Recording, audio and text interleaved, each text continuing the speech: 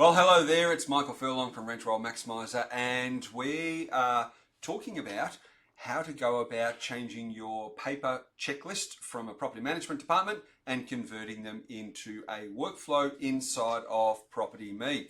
Now, hopefully, if you're using PropertyMe, the property management software, whether you're using any other form of trust management database, whether it's Property Tree, Colmeo, any other type of software, what we're looking for is to try and convert paper checklists, the old tick and flick forms, across to a workflow, a standardized workflow. And who is this mainly targeted to? Well, initially it'll be either a virtual assistant, a property manager, a property management assistant, someone who's actively managing the day-to-day part of the portfolio. However, it's also really important for a team leader, a department manager, or a director, someone within the business that's overseeing on a more semi-regular basis, maybe on a monthly basis when you're checking in with KPIs or the performance of the portfolio, the health of the portfolio. It's great to be able to then go straight through to the workflows. Each of the workflows that we've created, we've got a whole series of audit workflows. The very first one that we're going to have a look at is the property workflow. So when we're looking at auditing all the information we need to know about a property and then transferring it across into a workflow, we'll run through those key points. Now, if I come across to one of my properties here, one of my demo properties, at the moment there isn't any workflows sitting in here. So if I have a look at the actual task and the templates, what I've done is I've created, there's about 30 or so different workflows here. And the ones that I'm looking at more importantly for Victoria, however, they can be overlaid across other states and also out into New Zealand as well. We need to tweak a little bit, but if you were to go through and have a look at your base checklists, and I think you'll find that we've covered most of the items. So it's number 3701, or the first of the audits. Now, I can probably hear you already asking, where does the 3701 come from? When I have a look at property management and property management businesses, what I've done is I've created a whole series of checklists, workflows, tutorials, learning. It's almost like a learning management system, and this is where all of our systems live. So we have over 1,200 systems for running a property management business sitting inside this Trello board. And the different categories come through here. So we've got 001, which is frequently asked questions, the typical questions your property manager would ask.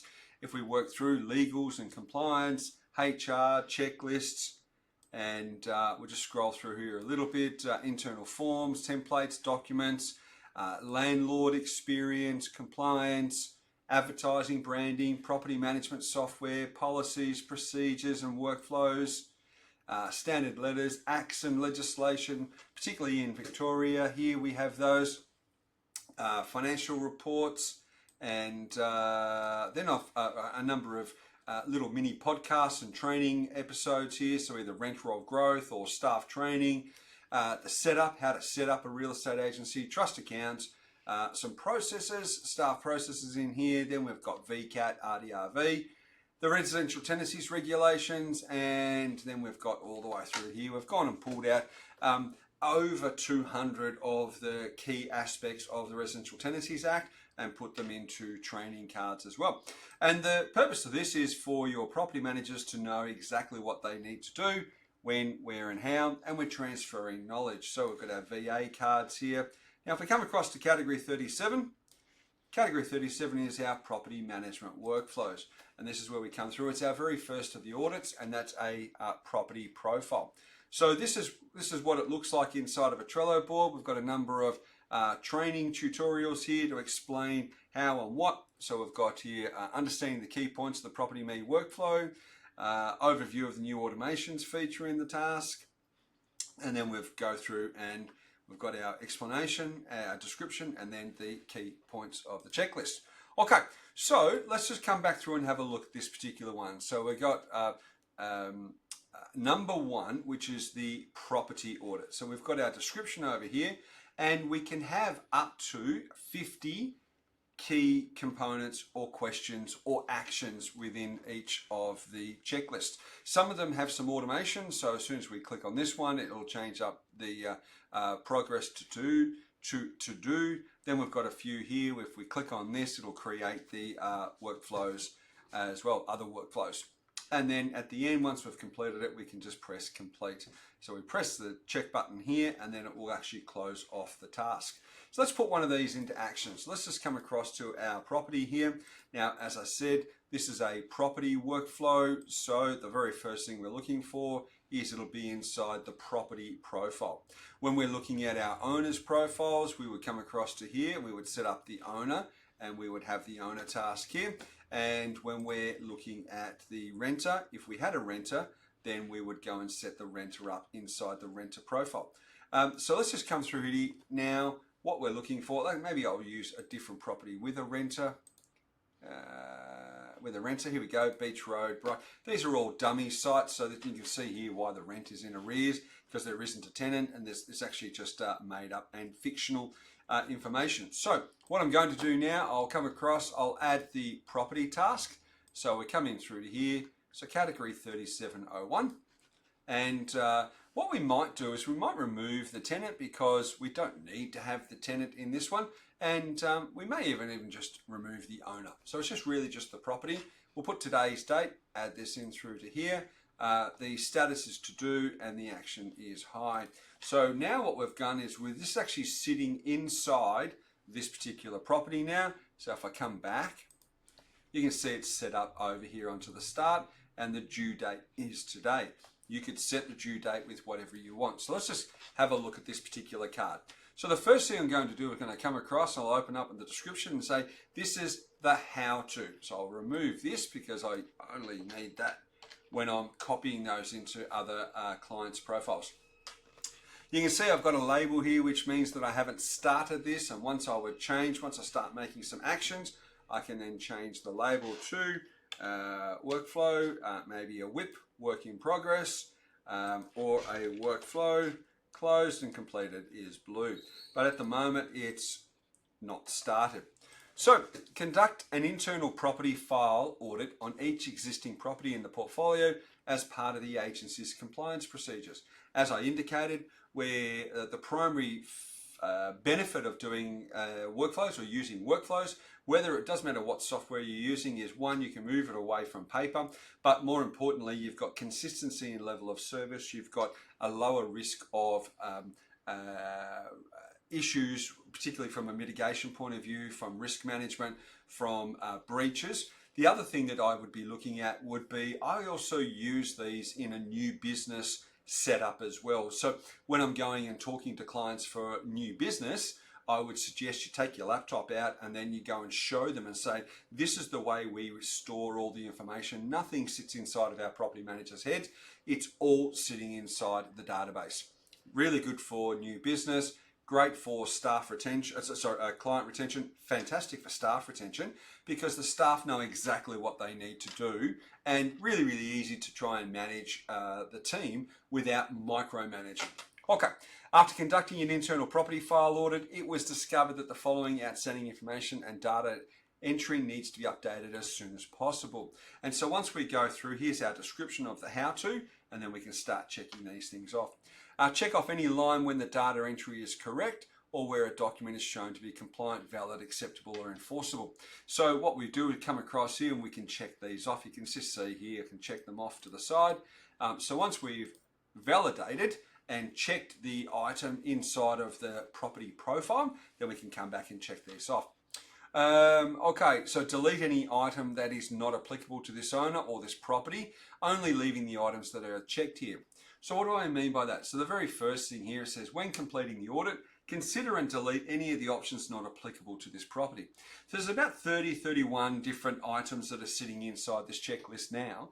However, we may not need all of those for all of the properties. I'll give you an example. So one of the key ones is insurance, for example. If we have an apartment or a strata block, then we don't need building insurance. So we would remove the reference to the building insurance. If the property is owned in a private name, not in a company or a super fund, then we don't need a reference to trust accounts or ABNs and ACNs. So what you do is the very first thing you should go through and you would moderate exactly what's applicable for that property type, and then you remove any of the other items. Once documents have been returned to the agency, check and verify the accuracy and enforceability of the document. So let's just go back to when would you use a workflow like this? Well, firstly, if you're looking to buy a rent roll, sell a rent roll, streamline a rent roll, look at the compliance of a rent roll, audit the rent roll, if you're looking at any of those aspects, you wanted to make sure that there's strong levels of compliance in and around the documentation. So what I would propose is that if you're looking to update agency agreements, owners instruction forms, particularly as there's changes to legislation, you would certainly be using a workflow like this.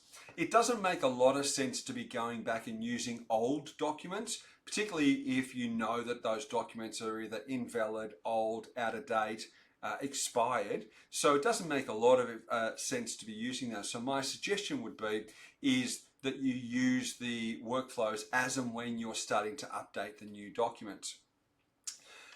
Rename the document using the file naming process and version control. So this is really important, particularly when you're having a look at a whole series of PDFs. What you want to be able to do is firstly spend the time in creating some version control and naming procedures.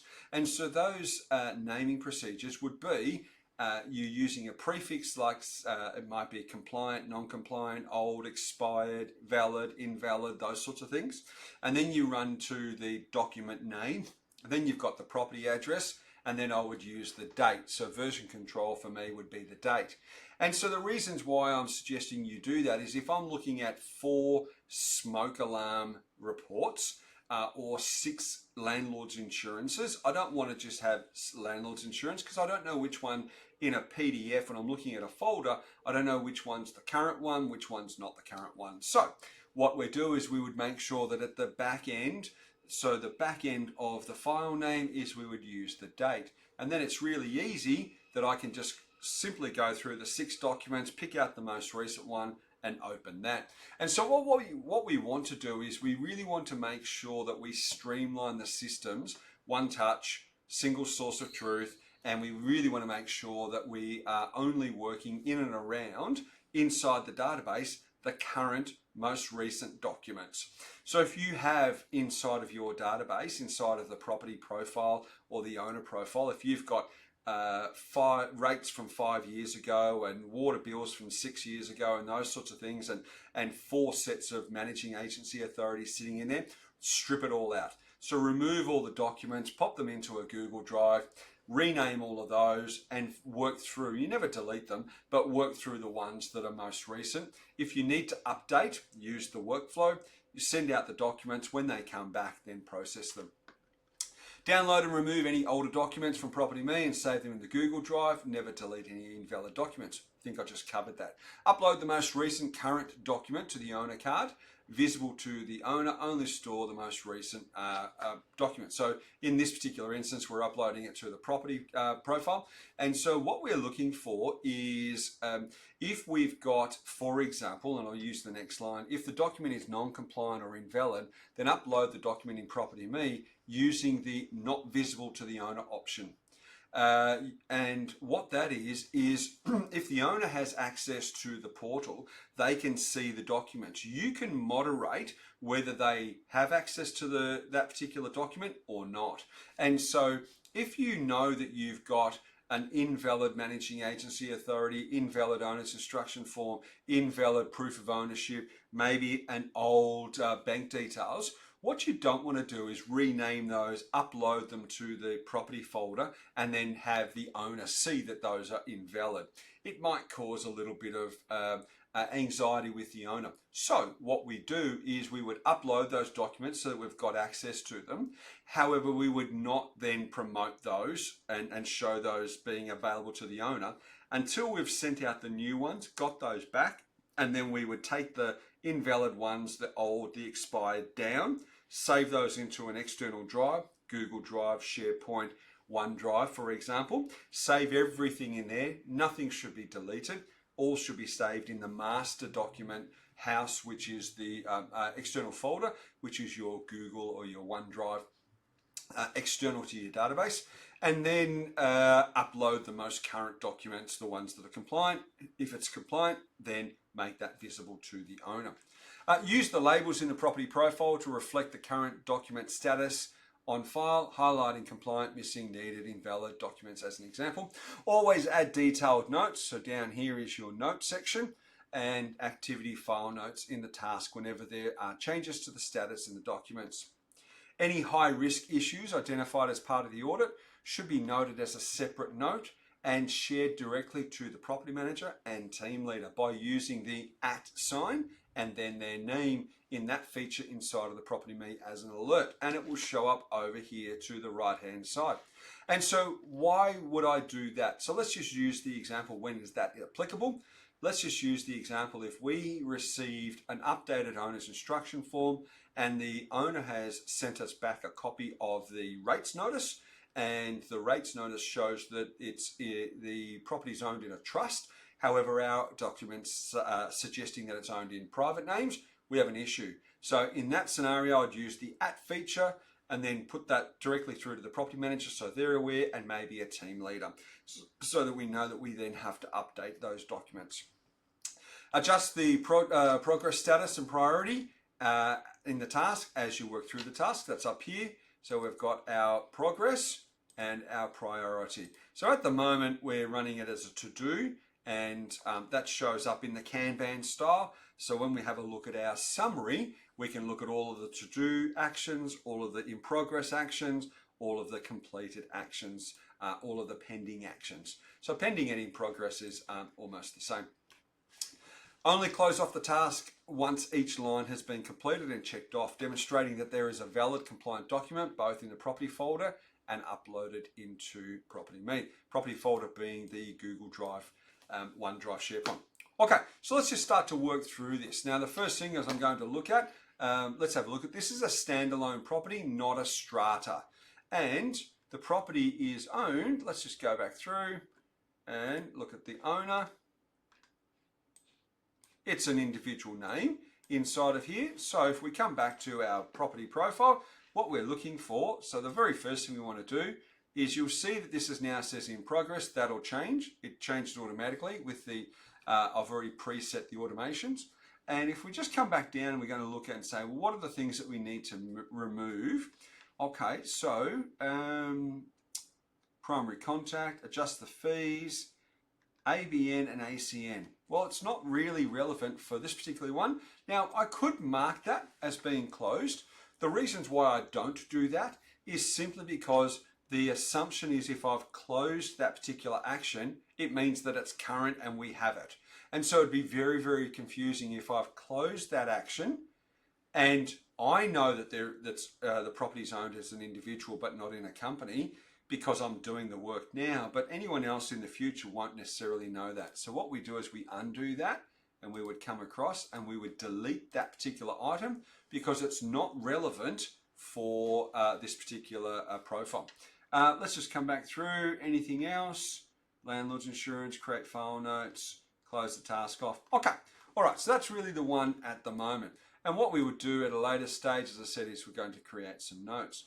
So confirm or adjust the property reference, full street and suburb in capital letters. So we can see here the way the property reference has been set up. That's up here. So the property reference is full street. So what I don't look for is, what I'm looking for is ST or RD, CRT for court. So what we're looking for is the full description written title text. So a capital letter followed by the rest of the word. And then what we also have is all of the suburbs in capitals. Is this critical? No, just makes it easier for when you're going through and you're looking at your audits. So this is just the way that I like to put the reference. I don't need in the reference Victoria, New South Wales, or postcodes. Don't need that in the reference. That's in the property address here. And so what we're looking for is the property in, at the moment, you can see here the next question I'm going to get in. So let's just mark this one off. So come back to here and we can mark that one off. Now the next one, confirm or adjust the the property address, full street and suburb in capital letters, state and postcode. So let's just come back to now what you'll notice here is I've got 22 Beach and it's RD. Brighton is not capital. So let's just come back over and we will fix that up. So what I'm going to do here is I'm going to adjust that road.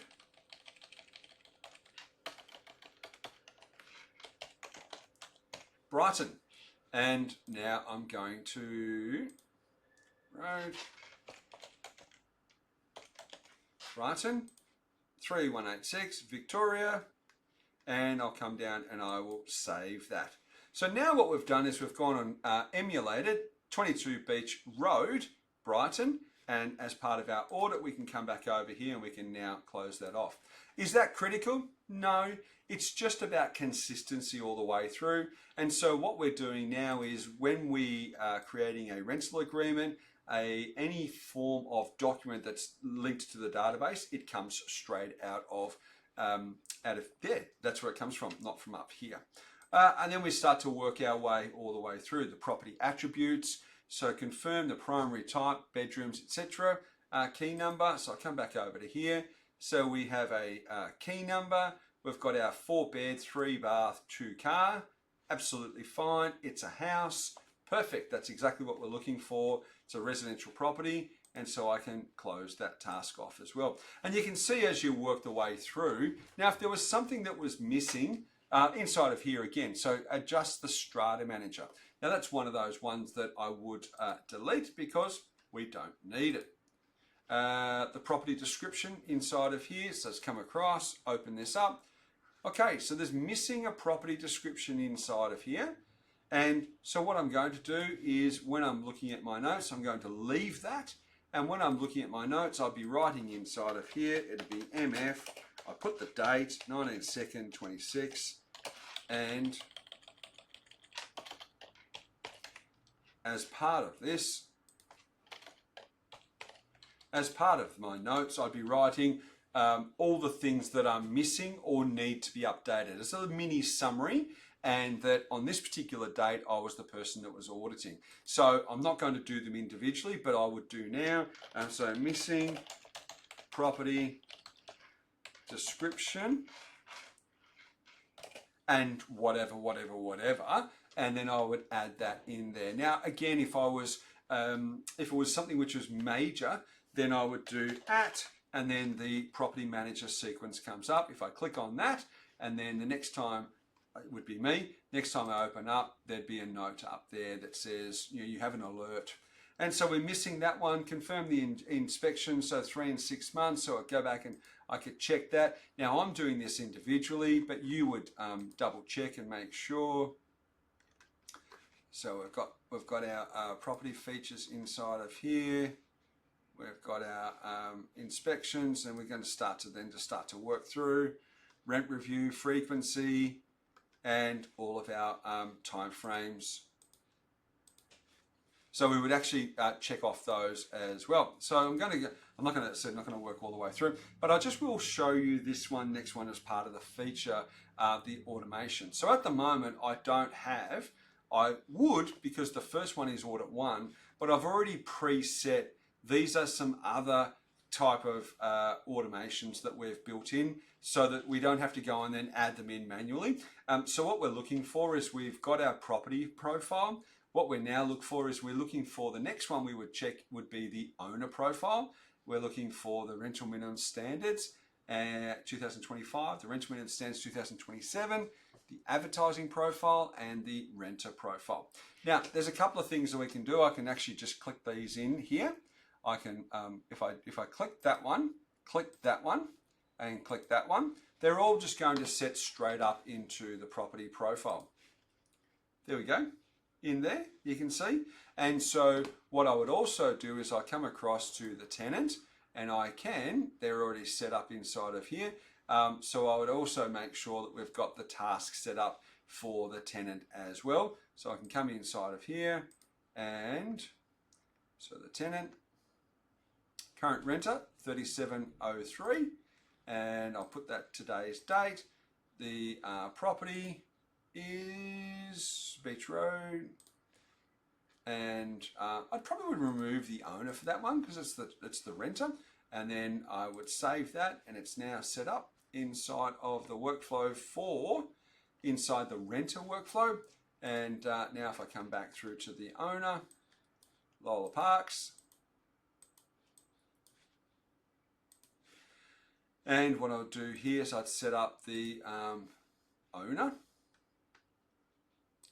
There we go, number 2. And I would remove, I've got the property again, but what I'd do is I would remove the renter, not relevant, and then set up the workflow date again. And now I've got the owner information sitting inside of there. So now what I've done is I've gone, and if I go to the property, I can see that I've got a whole series of workflows here.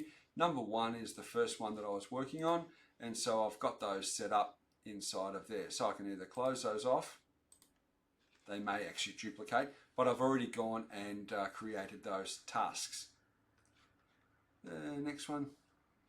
And then the property folder and so forth. So then when we come all the way to the end, if we're completed the task, all of the items are completed, we can then come back through, we can close that off, and it's going to archive the file. See here? But we don't want to do that just now because there are pieces, we need to reopen it. There are items here that are missing. So that's the best way for us to start to work through our workflows. When we get to the stage of working through here, it starts to ask around setting up labels inside of here. So update the labels in the property card, update the labels in the owner card, update the labels in the renter card. So if we just come back over to here, we've got a whole series of labels here. If we then go to the renter, we've got a whole series of labels. So we might be missing, for example, ECR. So we might have a breach there, invalid tenant application, missing, let's just go through, missing cleaning receipts, missing OC in the lease, missing safety dates in the ECR, missing lease renewal dates, missing a pet application form, missing the rental agreement, I could put that in there. So just trying to put other things that are missing. Missing maybe the bond lodgement date. And so now we're starting to build all of the labels inside the renter. We would go back through, we'd also start to build the labels inside the owner. And when we come back to the owner,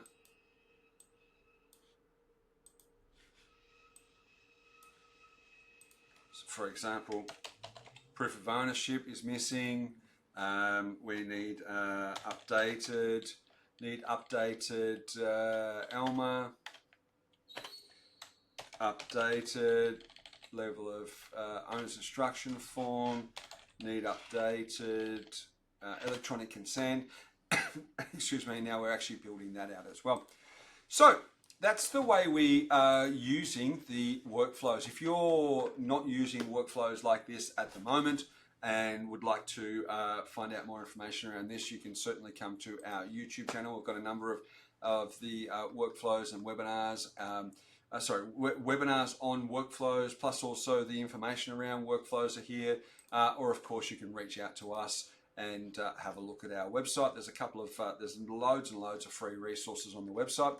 And if you wanted any specific information with regards to rent-roll growth or corporate training, consultancy done in your office, if you're looking at, want to do an overview or a health check on your business, looking at buying or selling a rent roll, the Trello board that I spoke about, if you're not using VAs currently, but you're wanting to, or you're not getting the most out of your VAs, by all means, we can help you with that one. And then I've got a couple of other features there as well. So if you are not a subscriber, if you come back to our YouTube channel, you can see that we're looking to push subscribers. I'd love to be able to get to 1,000 subscribers as soon as I possibly can. And so click subscribe here. You'll find all the latest videos that will come through.